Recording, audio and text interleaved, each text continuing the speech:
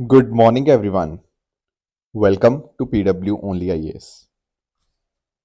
दोस्तों, अगर हम बात करें ऑस्ट्रेलिया की, तो दरअसल में सिडनी में एक जूइश इवेंट में एक गनमैन के द्वारा 11 लोगों को मारा गया एंड 29 लोग यहाँ पे इंजर्ड हुए हैं। सबसे पहली बात, ये जो एक इवेंट था, ये हुआ सिडनी के बॉन्डी बीच पे। अब एक्चुअली पॉइंट क्या है कि जूइश का एक बहुत इंपॉर्टेंट फेस्टिवल होता है हानुका। उसके पहले दिन के ऊपर, जो कि बहुत सारे ज्यूज़ इकट्ठा होते हैं इस दिन को सेलिब्रेट करने के लिए, जो कि अपने आप में काफ़ी एक सेलिब्रेशन का दिन होता है, उस दिन के ऊपर यहाँ पर इस तरह से अटैक किया गया। और ये एक अपने आप में एक टेररिस्ट अटैक है, और ये एक टारगेटेड अटैक है। टारगेटेड अटैक का मतलब कि यहाँ पे फोकस किया गया कि हमें जूइश को मारना है। अब एक्चुअली इसके पीछे का कारण आप यहाँ पे अंडरस्टैंड करना। ऑस्ट्रेलिया के अंदर काफ़ी सारे पिछले कई महीनों से केसेस देखने को मिल रहे हैं जहां पर ज्यूस को चुन चुन कर मारने की कोशिश की जा रही है। फॉर एग्जाम्पल, जब से कैनबेरा ने ये अनाउंस किया है कि पैलेस्टीन को एक अलग से वो रिकॉग्नाइज करेंगे एज अ स्टेटहुड, तो कहीं ना कहीं ऑस्ट्रेलिया में एक वेव चल रही है एंटी सेमिटिज्म की। दरअसल में ये जो वेव है, ये बात करती है कि जो ज्यूस होंगे ना, उनकी तरफ एक नफरत का जो एक एटमॉस्फेयर है, वो यहाँ पर डेवलप हो रहा है। अब ऑस्ट्रेलिया की बात करें, ऑस्ट्रेलिया की कुल पॉपुलेशन जो है वो लगभग 2 करोड़ 80 लाख है। एंड उनमें से 1,17,000 लोग ज्यूज आपको यहाँ पे देखने को मिल जाएंगे। तो सभी दुनिया के अलग अलग देशों ने इस पर्टिकुलर अटैक को यहाँ पे कंडेम किया है। इवन अगर हम बात करें इसराइल के प्राइम मिनिस्टर बेंजामिन नेतन्याहू की, उन्होंने भी यहाँ पे बोला है कि ऑस्ट्रेलिया की सरकार की गलती है, क्योंकि उन्होंने ऑस्ट्रेलिया की सरकार को काफ़ी बार इसके रिगार्डिंग लेटर भी लिखा था। बोला था कि ऑस्ट्रेलिया के अंदर इस तरह की केसेस बढ़ते जा रहे हैं, ऑस्ट्रेलिया की सरकार को कुछ करना चाहिए, पर वहाँ की सरकार ने यहाँ पे ऐसा कुछ भी नहीं किया। तो कहीं ना कहीं सिर्फ ऑस्ट्रेलिया ही नहीं, और बाकी दूसरे देशों के अंदर जहाँ पर ज्यूज़ की पॉपुलेशन देखने को मिलती है, वहाँ पर सिक्योरिटी बढ़ा दी गई है, क्योंकि अलग अलग एरियाज़ में यहाँ पे ज्यूज़ के रिगार्डिंग एक जो इसराइल पैलेस्टीन का कॉन्फ्लिक्ट है, तब से ही एक जो कॉन्फ्लिक्ट है वो इस तरह से लोगों के कॉन्टेक्स्ट में भी देखने को यहाँ पे मिल रहा है। दोस्तों, डेट है आज की 15 दिसंबर 2025 एंड आप सभी का स्वागत है आज के प्रीलिम बूस्टर न्यूज़ डिस्कशन में। स्टार्ट करने से पहले मैं आप सबको बता दूं कि जो सृजन प्रीलिम्स क्रैश कोर्स है, इंग्लिश और हिंदी के अंदर अवेलेबल है। एंड ये जो पर्टिकुलर बैच है, ये स्टार्ट होने जा रहा है 16 दिसंबर से। तो डिस्क्रिप्शन में इसका लिंक दिया हुआ है, वहाँ पर जाकर आप इस कोर्स के अंदर खुद को एनरोल कर सकते हैं, जहाँ पर क्रैश कोर्स के माध्यम से हम आपका जो प्रीलिम्स का सिलेबस है वो यहाँ पे कवर होगा, प्लस टेस्ट सीरीज भी यहाँ पे इसके अंदर इंक्लूडेड है। और ये सारे आपके यहाँ पे फैकल्टीज़ आपको देखने को मिल जाएंगे जो इंग्लिश में पढ़ाएंगे। इस तरह से हिंदी माध्यम के फैकल्टीज़ भी आपको यहाँ पे पूरा जो कवरेज होगा प्रीलिम्स का वो करवाने की कोशिश करेंगे। चलिए स्टार्ट करते हैं। पहला जो टॉपिक हमें डिस्कस करना है, that is PACS silica initiative. पहले तो मीनिंग समझते हैं कि आखिर ये पैक्स सिलिका का मतलब क्या होता है। देखो, ये जो वर्ड है ना पैक्स सिलिका, ये दो वर्ड से आया है। एक तो वर्ड है पैक्स। पैक्स का मतलब होता है शांति, पीस, स्टेबिलिटी, प्रॉस्पेरिटी, सुख समृद्धि को बेसिकली ये पैक्स सिलिका वर्ड यहाँ पे दर्शाता है। Sorry, PACS. और सिलिका का मतलब क्या होता है? सिलिका वर्ड आया सिलिकॉन से। अब सिलिकॉन आप जानते होंगे कहीं ना कहीं सेमीकंडक्टर चिप्स के अंदर बहुत ज़्यादा इंपॉर्टेंट बन जाता है, आपके एआई के अंदर, है ना, मॉडर्न कंप्यूटिंग के अंदर सिलिकॉन का बहुत रोल है। तो एक्चुअली ये जो वर्ड है पैक्स और सिलिका, इन दोनों को कंबाइन कर दो। अब इसका मीनिंग ये बनता है कि कहीं ना कहीं सिलिकॉन हमारे पास होना चाहिए। सिलिकॉन और बाकी जो चिप्स वगैरह हैं उनकी सप्लाई अच्छी खासी होनी चाहिए। अगर ये सप्लाई होगी तभी कहीं ना कहीं शांति और स्टेबिलिटी बनी रहेगी आर्टिफिशियल इंटेलिजेंस के अंदर, राइट। तो जो समय चल रहा है ना, उसमें वही आगे बढ़ पाएगा, उसी देश में शांति होगी जो इस इकोनॉमिक स्टेबिलिटी जहाँ पे अच्छी खासी हो पाएगी। तो इसी चीज़ को बढ़ाने के लिए यूएसए ने एक इनिशिएटिव लॉन्च किया है, that is the name of PACS silica. यहाँ पर उन्होंने अपने खास दोस्तों को यहाँ पे एंट्री दी है इस पैक्स सिलिका के अंदर, ताकि सिलिकॉन के कॉन्टेक्स्ट में उनके पास एक प्रॉपर सप्लाई चेन यहाँ पे बनी रह पाए। अब पहला क्वेश्चन तो आएगा, कौन सी ये देश हैं? देखो, अभी के लिए टोटल 9 देश आपको देखने को मिलेंगे। USA, Japan, south Korea, Singapore, Netherlands, United kingdom, Israel, United Arab Emirates UAE and Australia. ये 9 देश यहाँ पे इसके अभी फिलहाल स्टार्टिंग में मेंबर्स हैं, राइट। इनका फोकस यही होगा कि भाई जो भी आपका एआई के कॉन्टेक्स्ट में उनको चाहिए, जो भी अलग अलग टेक्नोलॉजी है, हार्डवेयर है, software platforms, AI model, digital infrastructure, इन सब के ऊपर फोकस किया जाए। कहीं ना कहीं इस पर्टिकुलर पैक्स सिलिका का उद्देश्य यही है कि इकोनॉमिक सिक्योरिटी अगर हमारे पास है ना, तभी नेशनल सिक्योरिटी और शांति यहाँ पे बनी रहेगी। इसीलिए एक प्रॉपर सप्लाई चेन इनके पास होनी चाहिए, इनके पास प्रॉपर इकोसिस्टम होना चाहिए, क्योंकि सिलिकॉन का या इन जनरल हम बात करें बाकी चीज़ों का बहुत बहुत ज़्यादा इंपॉर्टेंट रोल है। आपके क्रिटिकल मिनरल्स, एनर्जी इनपुट्स, ये सारी चीज़ों का एक्सेस इनके पास होगा तो कहीं ना कहीं ये और ज़्यादा प्रॉस्पर कर पाएंगे। अब सवाल ये आएगा कि सर यूएसए को इतनी क्या ज़रूरत पड़ेगी इस इनिशिएटिव बनाने की? उसका रीज़न है चाइना। देखो, चाइना अभी फ़िलहाल क्रिटिकल मिनरल्स के अंदर डोमिनेंट प्लेयर है। सबसे मेन जो दुनिया में जो काम अच्छा कर रहा है ना आपका क्रिटिकल मिनरल्स के अंदर, रेयर अर्थ के अंदर, सेमीकंडक्टर सप्लाई चेन के अंदर, वो चाइना ही है। तो कहीं ना कहीं चाइना को काउंटर करने के लिए यहाँ पर इस कोलिशन को यहाँ पे बनाया गया है। हम नहीं चाहते कि कुछ पर्टिकुलर कंट्रीज़ के ऊपर ही हम यहाँ पे एक तरह से निर्भर हो, राइट। एंड इस तरह से यूएसए ने अपने अलायंस को यहाँ पे बनाया है ताकि साथ में मिलकर अपनी लाइक माइंडेड कंट्रीज़ को जोड़कर वो यहाँ पर और अच्छा इसमें यहाँ पे कर पाए। तो इससे कहीं ना कहीं क्रिटिकल मिनरल्स, सेमीकंडक्टर डिज़ाइन, है ना, सेमीकंडक्टर फैब्रिकेशन हो गया जिसको फैब बोलते हैं हम लोग, है ना, इंफ्रास्ट्रक्चर, ये सारी चीज़ों के ऊपर यहाँ पे ध्यान दिया जाएगा।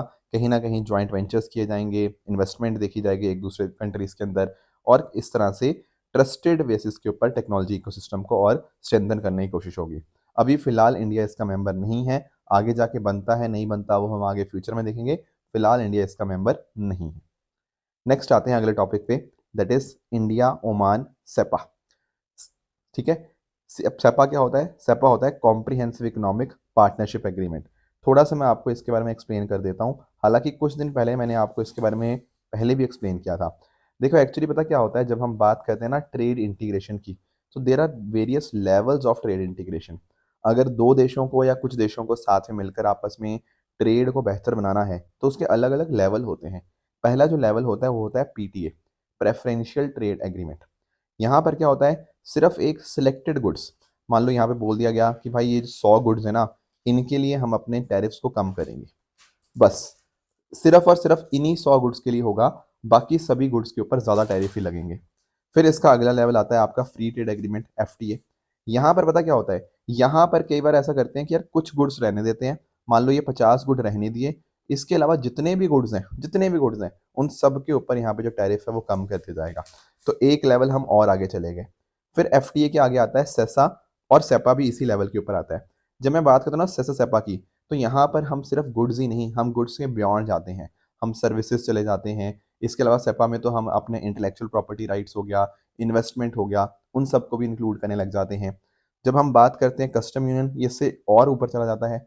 कस्टम यूनियन में पता क्या होता है, कस्टम यूनियन के अंदर हम आपस में तो सेम टैरिफ रखते हैं, मतलब आपस में जीरो टैरिफ रखेंगे, और एक्सटर्नल वालों के लिए कॉमन टैरिफ। मैं आपको एग्जांपल देता हूँ, जैसे एक साउथ अफ्रीका कस्टम यूनियन है। अब ये पता 5 देश क्या करते हैं जो साउथ अफ्रीकन कस्टम यूनियन के अंदर हैं, अगर इनको आपस में ट्रेड करना हो तो आपस में जीरो टैरिफ पे ट्रेड होगा। इनमें से आपस में जो कंट्रीज हैं वो आराम से जीरो टैरिफ पे ट्रेड करेंगी। पर मान लो इंडिया को इनसे ट्रेड करना है, तो चाहे वो साउथ अफ्रीका के साथ करे, चाहे वो आपका और बाकी जो 4 देश हैं उनके साथ करे, एक ही पर्टिकुलर टैरिफ यहाँ पे लगेगा। तो common tariff for outsider and zero tariff with in the particular group, इसको बोलते हैं हम कस्टम यूनियन। इसके अगला लेवल आता है आपका कॉमन मार्केट। कॉमन मार्केट में कस्टम यूनियन वाली चीज़ तो होती हैं, उसके अलावा आपके लोगों की मूवमेंट, ठीक है, और कैपिटल की मूवमेंट बहुत ज़्यादा आसान हो जाती है। ठीक है, फैक्टर ऑफ प्रोडक्शन जो भी होते हैं ना, बहुत आराम से मूव करते हैं। जैसे आपने देखा होगा यूरोपियन यूनियन के अंदर बहुत सारी कंट्रीज एक सिंगल वीज़ा के माध्यम से आप वहाँ पे मूवमेंट कर सकते हो, राइट। उसके ऊपर आ जाता है आपका इकोनॉमिक मार्केट। इकोनॉमिक मार्केट में क्या होगा, आपकी बाकी सब चीज़ें तो होंगी, उसके साथ साथ आपकी जो पॉलिसीज़ हैं उनमें भी इंटीग्रेशन देखने को मिल जाएगा। जैसे आप अपनी मॉनेटरी पॉलिसी बना रहे हो या फिजिकल पॉलिसी बना रहे हो, तो वो भी कहीं ना कहीं आप एक दूसरे के साथ साथ मिलकर काम करोगे। जैसे यूरोप में ऐसा ही होता है, आपने नोटिस किया होगा, वहाँ पर आपका एक कॉमन सेंट्रल बैंक आपको देखने को मिल जाएगा। तो इस तरह से आप कह सकते हो कि अलग अलग लेवल्स होते हैं ट्रेड इंटीग्रेशन के।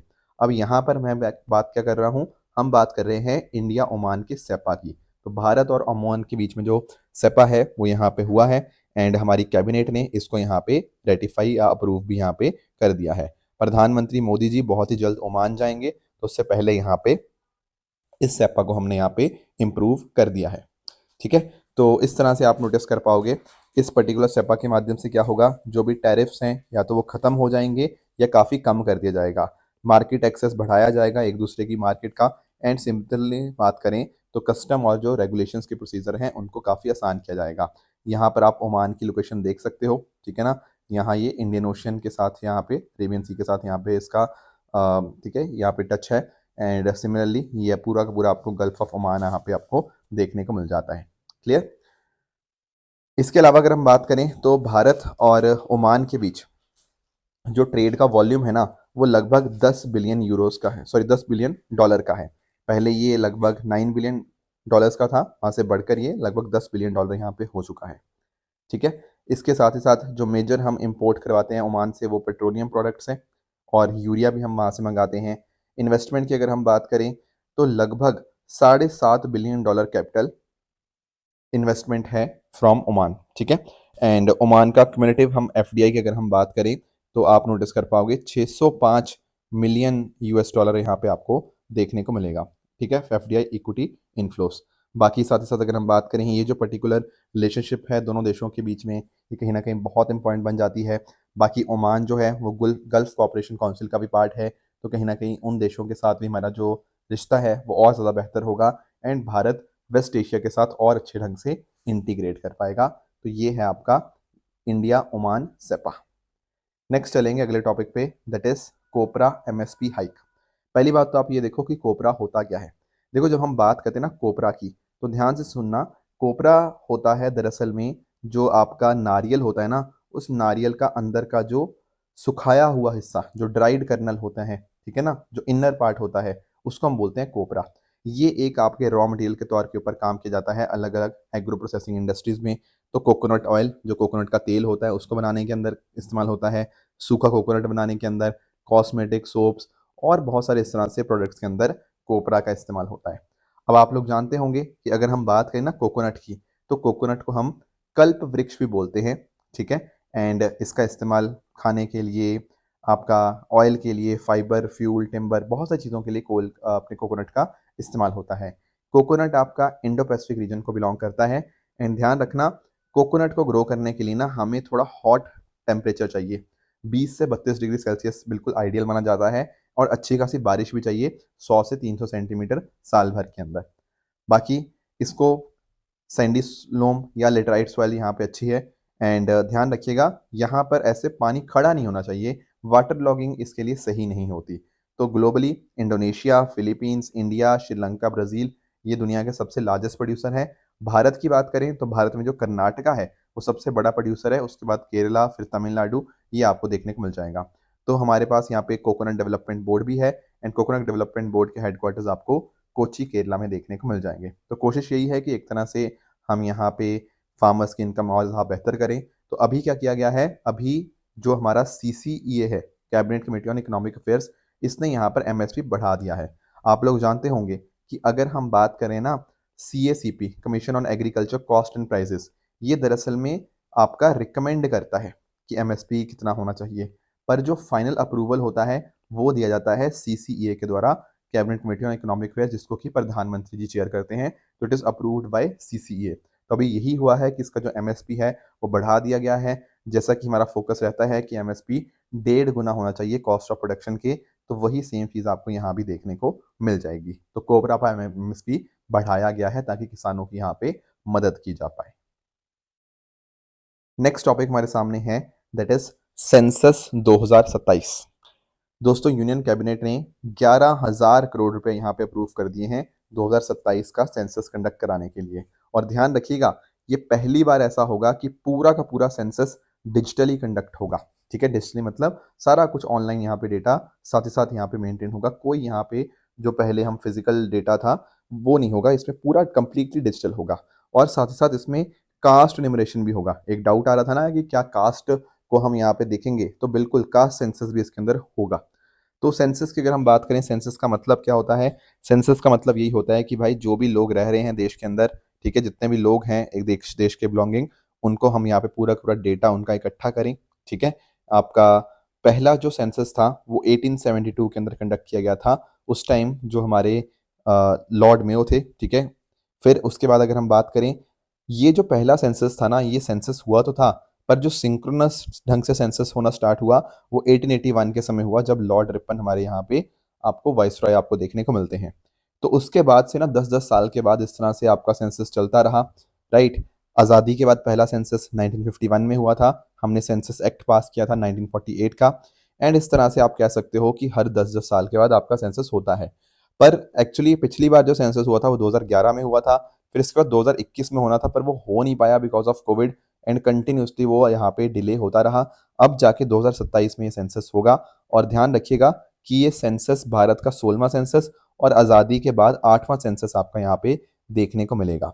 ये पहला पेपरलेस सेंसस होगा, पूरी तरह से मोबाइल एप्लीकेशंस के माध्यम से, वेब पोर्टल के माध्यम से, जियो टैगिंग के माध्यम से होगा, और साथ ही साथ आप खुद भी अपना डेटा इसके अंदर डाल सकते हैं। तो सेल्फ एन्यूमरेशन का भी यहाँ पे आपका प्रोविजन देखने को मिल जाता है।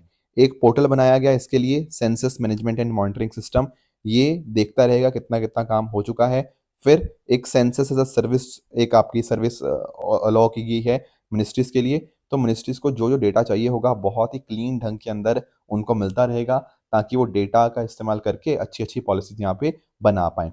इसके अलावा सेंसस में एक web based house listing block creator application भी है। इसमें आपके जो भी ऑफिसर्स काम कर रहे हैं उनके लिए होगा, और कोई इंसान अगर खुद को भी डेटा ऐड करना चाहे तो सेल्फ एन्यूमरेशन का भी यहाँ पे प्रावधान एग्जिस्ट करता है। बाकी ये जो सेंसस होगा ये 2 फेज़ के अंदर होगा। पहला फेज़ चलेगा अप्रैल से सितंबर 2026। यहाँ बात करेंगे house listing and housing census की। तो घरों की क्या कंडीशन है, क्या अमेनिटीज़ है उनके अंदर, ठीक है, एसेट्स वगैरह उनकी मैपिंग की जाएगी। कोई पर्सनल डेटा यहाँ पे इकट्ठा नहीं किया जाएगा। जो सेकंड फेज़ है ना, उसमें आपका पॉपुलेशन एनुमरेशन होगा। क्या मतलब? इसमें आपका डेटा इकट्ठा करेंगे, आपकी एज क्या है, सेक्स, एजुकेशन, ऑक्यूपेशन, धर्म क्या है, लैंग्वेज क्या है, कास्ट क्या है, ठीक है, फर्टिलिटी, माइग्रेशन, ये सारी चीज़ें यहाँ पे फेज़ 2 के अंदर यहाँ पे कैलकुलेट की जाएँगी, मतलब उसको यहाँ पे डेटा इकट्ठा किया जाएगा, राइट। लद्दाख की बात करें और जो भी जम्मू कश्मीर के बर्फ़ वाले इलाके हैं, हिमाचल प्रदेश और उत्तराखंड के बर्फ़ वाले इलाके, वहाँ पर ये जो सेकंड फेज़ है ना पॉपुलर एनुमरेशन वाला, ये सितंबर 2026 में ही हो जाएगा, इसको पहले कंडक्ट किया जाएगा।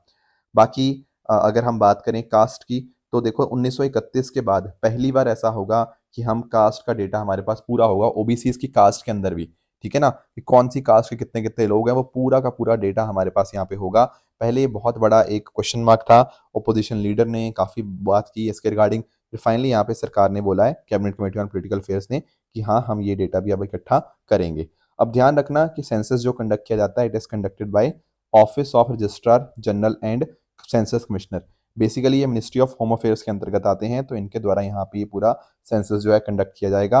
तो 30 लाख इस तरह से फील्ड पे फंक्शनरीज आपको देखने को मिल जाएंगे, और कोशिश यही है कि भाई हमें एविडेंस बेस्ड गवर्नेंस करनी है।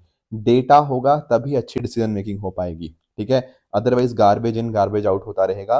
तो अच्छा डेटा कलेक्ट करो, अच्छी पॉलिसीज बनाओ और लोगों को मदद करो, यही यहाँ पे सेंसस का काम होने वाला है। हो सकता है आगे जाके रिजर्वेशन पॉलिसीज भी इसके कॉन्टेक्स्ट में यहाँ पे चेंज हो, वेलफेयर जो हमें मेजर्स देने हैं लोगों तक, तो सही लाभार्थियों तक उनका बेनिफिट पहुंचे, तो काफ़ी कुछ आपका सेंसस के ऊपर निर्भर करेगा। तो इसीलिए सेंसस बहुत बहुत ज़्यादा इंपॉर्टेंट होने वाला है।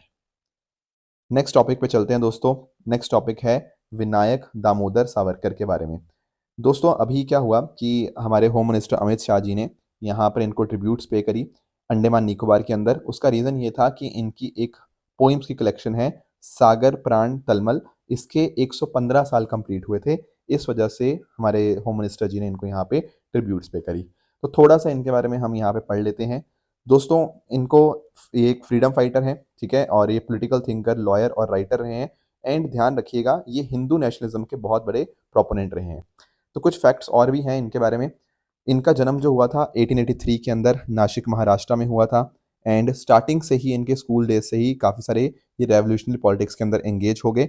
बाद में जाके फर्गुसन कॉलेज के अंदर भी इन्होंने आवाज़ उठाई अपनी। अब ध्यान रखने की वाली बात यह है कि इन्होंने यूनाइटेड किंगडम के अंदर जब ये लॉ पढ़ रहे थे ना, तो काफ़ी सारे अलग अलग ऑर्गेनाइजेशन के साथ यहाँ पे इन्वॉल्व रहे। जैसे for example India house, India house के साथ जब ये इन्वॉल्व थे, तो इंडिया हाउस की जो स्थापना की गई थी, it was by Shyamji Krishna Verma, ठीक है, इन्होंने 1905 के अंदर एस्टेब्लिशमेंट की थी। तो उसी ऑर्गेनाइजेशन के साथ यहाँ पे विनायक दामोदर सावरकर जी इन्वॉल्व थे। फिर सिमिलरली जो फ्री इंडिया सोसाइटी को भी फाउंड किया गया इनके द्वारा ही। इसके बाद आप नोटिस कर पाओगे इनको 1910 में अरेस्ट किया गया था, एंड ब्रिटिशर्स ने इनको फिर काला पानी भेज दिया था, ठीक है, अंडमान निकोबार में जो सेलुलर जेल है ना, वहाँ पर भेज दिया गया। काफ़ी सारी हार्डशिप्स करी गई इनके ऊपर, एंड यहाँ पर थोड़ी कंट्रोवर्सीज भी आती हैं इनके रिगार्डिंग की कुछ इनके द्वारा लेटर्स लिखे गए थे, काफ़ी सारे लोग उसको बोलते हैं कि वो माफ़ीनामा के लेटर्स थे, तो हम उस कंट्रोवर्सी में नहीं जाएंगे हालांकि, पर इस तरह से मतलब इनकी आप पढ़ सकते हो इनके बारे में फर्दर। इनके कुछ इंपॉर्टेंट वर्क्स की अगर हम बात करें ना, तो इनका इंपॉर्टेंट वर्क था the Indian war of independence 1857।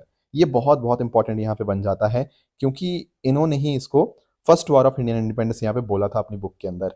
फिर हिंदुत्व जो बुक थी वो इनके द्वारा यहाँ पे लिखी गई। इसके अलावा ये बहुत सारी और सोसाइटीज़ के साथ इन्वॉल्व थे, जैसे मित्र मेला, अभिनव भारत सोसाइटी, इंडिया हाउस तो मैंने आपको बता ही दिया, फ्री इंडिया सोसाइटी, एंड साथ ही साथ हिंदू महासभा के प्रेसिडेंट के और के ऊपर भी यहाँ पे इन्होंने काम किया, ठीक है। तो आप ध्यान में रखिएगा कि जो मित्र मेला था ना, वो दरअसल में इन्होंने ही फाउंड किया था, काफ़ी कम समय के अंदर इन्होंने इसको फॉर्म किया, एंड उसके बाद इसका नाम अभिनव भारत यहाँ पे रख दिया गया था, राइट। इसके अलावा कुछ और मैं चीज़ें अगर बात करूँ, तो जैसे जो अभिनव भारत था ना, वो दरअसल में इंस्पायर्ड था जो इटली के जो यंग इटली मूवमेंट हुई थी इटली में, ठीक है, जो मजीनी की मूवमेंट थी। इनफैक्ट इन्होंने बाद में जाके एक बायोग्राफी भी लिखी इटालियन नेशनलिस्ट जो मजीनी के ऊपर। फिर सिमिलरली अगर हम बात करें, इनके थोड़े जो कंट्रोवर्शियल बातें जो हमें देखने को मिलती हैं वो ये है कि गांधी जी के बहुत बड़े ये विरोधी थे, गांधी जी की बातों से ये बिल्कुल अग्री नहीं करते थे, और इंडियन नेशनल कांग्रेस का भी इन्होंने विरोध किया। प्लस साथ ही साथ जो क्विट इंडिया मूवमेंट थी ना 1942 के अंदर, यहाँ पे इसको भी अपोज किया गया था। तो कुछ कंट्रोवर्शियल बातें हैं, एंड इनफैक्ट बाद में जब गांधी जी की डेथ हुई थी, जब गांधी जी को मारा गया था, तो उस पर्टिकुलर चार्जशीट के अंदर स्टार्टिंग में इनका भी नाम आया था। बाद में इनको यहाँ पे क्योंकि प्रॉपर एविडेंसेस नहीं थे, तो इनको यहाँ पे उससे फ्री कर दिया गया उन चार्जेस से। पर काफ़ी कंट्रोवर्सीज गांधी जी की हत्या के रिगार्डिंग इनके ऊपर भी यहाँ पे रही थी। बट एनीवेज इनका जो इंपॉर्टेंट रोल रहा अपने देश की फ्रीडम फाइट के अंदर, वो डेफिनेटली मैंने आपके साथ यहाँ पे डिस्कस किया। इसके साथ ही साथ अगर हम बात करें तो इनको 1924 के अंदर यहाँ पे रिलीज़ किया गया। फिर आगे जाके इनकी 1966 के अंदर यहाँ पे डेथ होती है, जब इन्होंने एक फास्ट एंड टू डेथ की एक मूवमेंट चलाई थी, राइट। तो ये कुछ बातें थी विनायक दामोदर सावरकर जी के बारे में जो आपको पता होनी चाहिए। नेक्स्ट जो टॉपिक है हमारे सामने, वो UNESCO intangible culture heritage status के बारे में है। अब आप लोग सोचोगे सर हमने ये टॉपिक पढ़ तो लिया था। हाँ देखो, बिल्कुल पढ़ लिया था, दिवाली के बारे में हमने डिस्कशन किया था लास्ट लेक्चर्स के अंदर। अब देखो, एक्चुअली बाकी और देशों का हमें उतना पढ़ने की ज़रूरत नहीं है कि बाकी और देशों में क्या हुआ है, किस पर्टिकुलर देश को किसको मिला है, दैट इज़ नॉट नेसेसरी। पर हुआ पता क्या है कि एक बहुत ही इंटरेस्टिंग चीज़ हुई है इस बार के UNESCO intellectual culture heritage status के कॉन्टेक्स्ट में। वो ये है कि पूरे के पूरे इटालियन कुजीन को यहाँ पर यूनेस्को रिप्रेजेंटेटिव लिस्ट में यहाँ पे डाल दिया गया है, और ये ऐसा करने वाला पहली बार ऐसा हुआ है। That is why it is very very important. Normally हमें दूसरे देशों का पढ़ना नहीं है कि दूसरे देशों में क्या हुआ, किसको क्या मिला, हमें इंडिया का पढ़ना है। बट एक ऐसी चीज़ जो पहली बार हो रही है, वो कहीं न कहीं बहुत ज़्यादा इम्पोर्टेंट हो जाती है। नॉर्मली पहले पता क्या होता था कि एक कोई डिश को यहाँ पे पार्ट बना दिया, कोई एक मतलब एक पर्टिकुलर कोई एक आइटम को, फूड आइटम को इसमें इंक्लूड कर दिया। पर इस बार क्या हुआ है, पूरे के पूरे इटालियन खाने को ही यहाँ पे यूनेस्को का पार्ट बना दिया गया है। ये अपने आप में होने वाली पहली ऐसी चीज़ है। इसी वजह से बहुत ज़्यादा हिस्टोरिक ये बन जाती है, और इसका टाइटल क्या है, Italian cooking between sustainability and bio cultural diversity. अब आप लोग सोचेंगे सर इतनी क्या खास बात है इटालियन खाने के अंदर। देखो, इटालियन खाने की कुछ विशेषताएं को अगर मैं बात करूं, पहली चीज तो ये है यहाँ पर कॉन्वाइबिलिटी, ठीक है। ये एक कॉन्सेप्ट है, कहने का मतलब कि जैसे इटली के लोग जो है ना, इटली के लोग बहुत ही मिलनसार होते हैं, वो बहुत साथ मिलकर खाना खाते हैं। साथ मिलकर खाना खाते हैं तो कहीं ना कहीं एक तरह से फैमिली के साथ, कम्युनिटी के साथ एक बहुत अच्छा कनेक्ट होता है। साथ ही साथ ये जो इटली का खाना है, ये कहीं बुक्स में उतना नहीं लिखा हुआ, ये इनफॉर्मली पास होता है। मतलब दादाजी ने पिताजी को दिया, पिताजी ने आगे बेटे को दिया, बेटे ने आगे अपने बेटे को दिया।